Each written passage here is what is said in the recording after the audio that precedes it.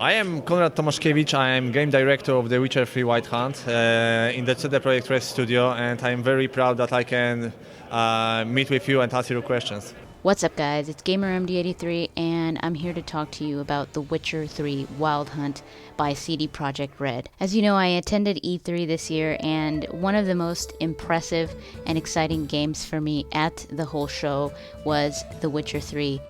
I'm a huge fan of CD Projekt Red, and this was the first time that I was able to meet them, which was an absolute pleasure because they were very nice and very helpful as well. One thing that I really love about them is that they don't really have to tell you how hard they're working on the project for you to know that they are putting their whole heart into it. These guys worked so hard at E3, and they always had a smile on their face.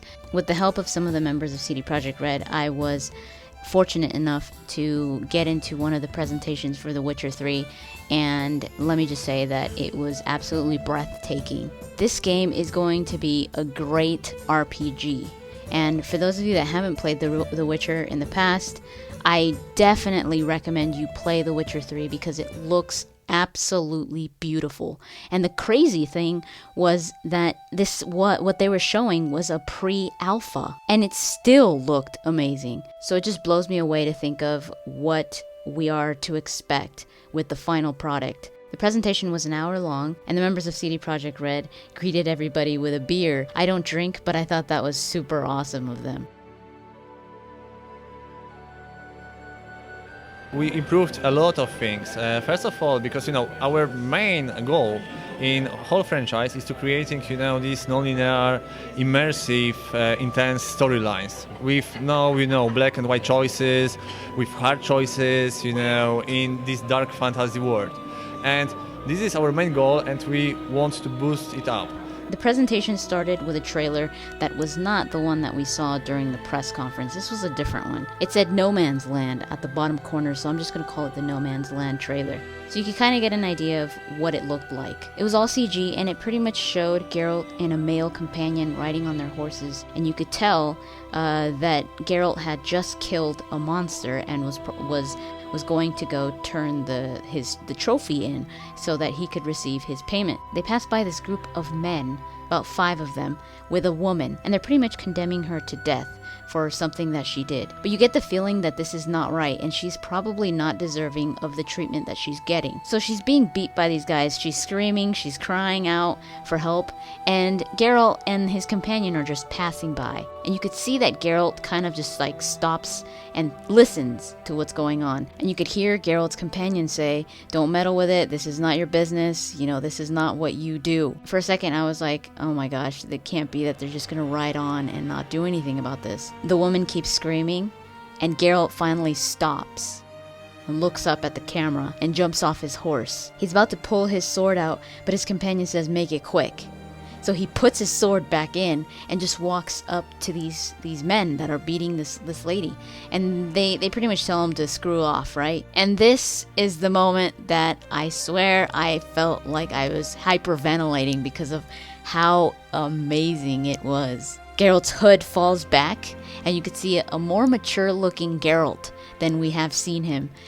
But he looks just as awesome, and he's just as agile. I think the hood makes him look a lot older than he is, because when that hood comes off, he becomes the Witcher once again. And it was just so amazing because he starts destroying these guys like nothing, and it's so fast. He uses signs to push one guy away, and he has a hidden blade on under one of his sleeves, and he kills these guys in seconds. And Geralt gets the last guy that's standing, and the guy says, "What are you doing?" And Geralt says, "Killing monsters." The last scene was that guy standing on a small barrel, which was kind of teeter-tottering, ready to fall, and this guy is standing on his tippy toes on the barrel with a noose over his neck. The noose that he was going to choke the lady with.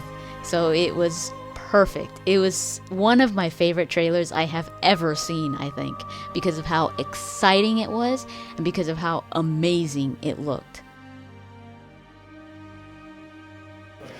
Also, we add to the faces as many bones as whole Geralt got in the first part of the game, and we just starting on working on this mimic system. But in the end, it will be you will see every emotion the players got, and it's very important because we want to create this immersion with your character. You need to forget that you are sitting in front of the screen. You need to be there. You need to be a Geralt. After this, we saw some gameplay of The Witcher 3, and it looked very similar to The Witcher 2 because it is a pre-alpha version of it. But even though it was a pre-alpha, it still stood up more than The Witcher 2, especially when it came to the details. The environments are absolutely stunning. Pretty much everything in the game has been packed with detail so that you feel like you are part of the game and not just playing a game. They showed you starting one of the main missions, and they also showed you gearing off to a side quest and passing by encounters that you could actually jump into and help other people. So in this game, you've got main quests, side quests, and encounters, and so much more to do at your free will, like monster hunting. When you start this main quest, we get a good feeling of the dialogue system. The dialogue choices return. I think the thing that really stood out that CD Projekt Red really wanted to show us was the advancement in the facial expressions in the characters. One thing that I really love about this game is that you have a mount, you have your horse. When we started work on the franchise, and I remember it was for me 9 years ago when we creating the first Witcher, we thought that we will be happy to create this game in open world environment, but we don't get so much experience that time to make it, and technology was very very weak that time. We work on the Aurora engine, which got very not many possibilities. Limited possibilities, yeah. And we created our engine on The Witcher 2. We starting work on the game without any tools. I designed, for example, whole quest tool, and other guys create dialogues and so on and so on. And thanks to it, we finished The Witcher 2. And now we got this whole thing, and we want to add to it open world because we believe that the freedom of exploration will make stronger this immersion with the game. Will give you this breath and feeling that you can do whatever you want to. Just to get an idea of how big this game is, they were talking about one of the islands being bigger than the whole world in The Witcher 2. And to get an idea of the whole game, they said that the open world is over 35 times bigger than that of The Witcher 2. One thing that I love about CD Projekt is how much they focus on the story of a game. I think the story is one of the most important aspects of a game, especially an RPG, and that's exactly what they are focusing the most on in this game. And they're delving into more personal aspects of Geralt, things that he holds dear, internal struggles within himself, people that he holds dear. And they also show off some combat. While you're walking around in this beautiful field, you all of a sudden just bump into this huge monster that looked almost like, I don't know, maybe 10 times the size of a bull. It had 3 eyes, and it was just sitting there eating something, and Geralt just ran right into it. Geralt was the guy who know everything about monsters, and if in the game you will gather enough knowledge about particular monster, you will know that, for example, this fiend enemy you saw it, this big one, got this special ability with the eye and with the charge. And if you will gather information about his anatomy, you will know that if you will hit the nerves near the eye, you will turn off this ability. If you will hit the muscle, he will stop charging on you, and he will be easier to defeat this way. And we really want to boost this feeling of Monster Hunter in our game, because I believe that this is the biggest unique side of our hero, that he is a Witcher. One of my favorite things about the combat system is that Geralt's movements when he fights are so much more precise, fluid, and tight. And by that I mean that he really looks like a master swordsman. Like everything he does is expert. Where you would never think that Geralt was not a master swordsman. We also got a good glimpse of the signs, and the signs are so much more improved in this game. The 2 signs that they showed off were Aard and Igni. And if you remember, Aard was that powerful blasts that kind of push people away, and Igni was the fire. When he used Ard, you get this amazing sound, just rumble. That's one of the first things that really popped out to me and put a big smile on my face, were the sounds and the visuals. The animations of the signs are so much more advanced, and Igni looks so much more dangerous this time. During the fight with this monster, you also get to witness Geralt's new ability, which is called Witcher Senses. And in The Witcher 2, he used to have to take a potion, which I believe was like cat vision or cat eye, something like that, and everything would go black and white, and he could see specific signs of, for tracks and stuff like that. We want to give you this feel that you are a real monster hunter. You got this sense which are better than human ones. You can find monster when you know what sounds he got, and you can hear him. You can navigate by this sound. You can see the tracks, of course. You can smell something in the air. And Smell too. yeah, and go through the smell to find the monster. But first, you need to know with which monster you will fighting with. In this case.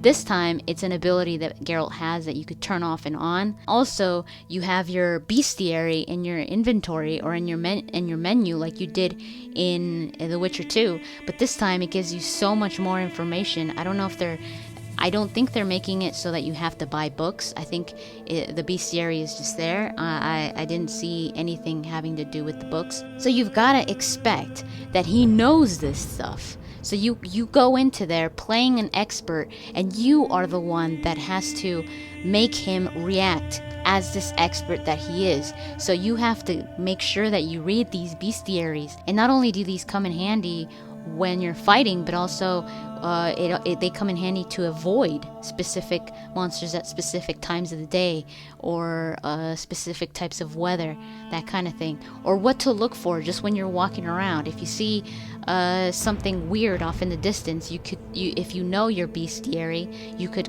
already know that there's probably something over there and not even have to go over there and see it. In The Witcher 2, Geralt pretty much had to rely on rolls to evade, and the more that you upgraded that roll, the faster or the longer distance the roll was. This time I did see a few rolls, but there's more of a sprint, like this quick sprint. He seems so much more believable as an expert witcher in The Witcher 3, which is extremely exciting, because for those of us that have read the books, you know how well trained Geralt is. So for them to put that effort to show how advanced he is as a witcher, and it really helps you to understand who Geralt is. Since the map is huge, they showed off 3 different types of travel. One of them was horseback, the other one was sailing, and the third one is fast travel. Now, like your typical fast travel, you have to first encounter the area so that you could later fast travel to that place. One of my favorite things that I saw that really showed off the amount of detail and the amazing graphics that this game is going to have is the meditation. And as simple as that was in The Witcher 2, it has been so much more advanced in The Witcher 3, and it just looks 100 times better than it did in The Witcher 2, because in The Witcher 2 it was just this like Geralt's just kneeling there and time passes. But this time he just like kneels down in this campfire and he's meditating, and you could see in the background the day turn into night and the stars pass through the sky and the weather changing. Like you could see it start raining and the wind blowing through Geralt's hair. It's just so much more interactive, and it makes it an amazing experience to see. I mean, I feel like I would spend a lot of time meditating just to experience that, because it looked so beautiful. And weather changes. Now, is that all random with the weather, especially? Yes, weather is random. Of course, we got the possibility to set some weather if we need it, in the story, in the quest, and sometimes we're using it because it boosts your immersion and the feeling we want you to feel. For example, when you are going to fight with Leshy, there usually will be storm because it boosts your emotions when you're hunting this monster, and he's magically monster and he tries to defend himself, and that's why also this storm is around. And but usually it will be random, and you need to think and read about the monsters, because as guys mentioned on the presentation, if you will try to fight with the werewolf at night, you will be screwed, because he will turn you apart. He is very strong this time. It will be more wiser to go on the another part of the day. And of course, when storm is, it will be not wise to sail, because you can destroy your boat on the rocks, or fall off of the boat, and you can swim, but water is very cold, and it decreasing your stamina very fast, that you can drown. And weather impact the lives of the communities also, and other other parts of the gameplay. We're trying to connect it very strictly, because it also boosts the immersion of the game, and we want players to feel that they are there, not here. During the gameplay, they stopped pursuing the main quest and just went off to do a side quest, because they saw it happening like right in front of him. So Geralt could choose to stop and do that side quest, or help someone in a specific encounter, or he could just continue with the main quest and just skip it. But they stopped and they had Geralt do the side quest, which was related to a new monster called the Leshen, that pretty much sucks the energy out of the forest. It makes everything look so much more gloomier, and things start dying. They show off some of the monster hunting abilities during this gameplay, where he uses his Witcher senses, and he starts looking in the forest and he sees like scratches on trees. He starts hearing crows, he sees crows. By getting all these clues, you check your bestiary and you come to the conclusion that what you're looking for is this Leshen, and you also get an idea of what you're going to be up against and how to approach it. While you're looking for the Leshen, you get attacked by a lot of wolves, and the reason why you get attacked by wolves is because the Leshen has this negative effect on the forest and is actually using the wolves to fight you so that it could try to stop you. When you finally beat the Leshen, the gloominess of the forest clears up and you've got this amazing view, and the forest goes back to being beautiful. That detail in the transition was so important because it really showed what the monster was doing in that area and how it had an effect on the environment. So not only is the environment reacting to you, but it also reacts to everything around it. So you've got a dynamic environment and weather system that is constantly alive around you. People in the towns, they do their own thing. They it's not like Geralt leaves and they just sit there like, kind of like frozen because you're not there anymore. They go on living their lives. When it comes to the Wild Hunt, if you remember in The Witcher 2, that was not one of the main storylines. The main storyline was more of a political one, more of a what's going on with the kings and all that. And even though it wasn't a big part of the story, it was still a huge part of what was going on with Geralt. It was what Geralt was really battling with on the inside. And that's what this game is going into. It's going into the Wild Hunt and why that is so important to Geralt. And also, if you remember, in The Witcher 2, they did tease every now and then the name Yennefer. For those of us that have read the books, you know how important Yennefer is to Geralt. And in my interview that I had with one of the developers of CD Projekt Red, I asked about Yennefer's possible role in The Witcher 3. This is the last part. We want to close Geralt adventure and explain everything actually. And I can spoil that you're starting your quest when you want to find Yennefer and find answers about the White Hunt. What the hell is happening with you, and what is happening with her? Why she didn't find you? She loves you and you loves her. You are in very hard situation because in the previous game you get love in trees because you didn't remember Yennefer, and now you got two women, one lied to you and you don't understand why the second one didn't find you, and you start like this your adventure, and we will focus on personal space of the Witcher this time. There of course in the surrounding will be the war and some other stuff, and you will impact it somehow when you are doing your adventure, but the main focus will be on the Geralt and his problems, and and problems of people who he care of. That's pretty much what I wanted to talk about when it comes to The Witcher 3 Wild Hunt at E3. It was an amazing experience to see all of this footage, but also to talk and to meet a lot of the CD Projekt Red team. So again, I thank them with all my heart for the amazing experience that they gave me, and really all I can say is that the game is looking absolutely amazing. This game is going to be for the PC and next gen systems, and the release date is sometime in 2014. But yeah, that's pretty much it. Thank you so much for watching, and I'll talk to you guys later. I will do everything to give you, the best RPG there. Awesome, thank you so much.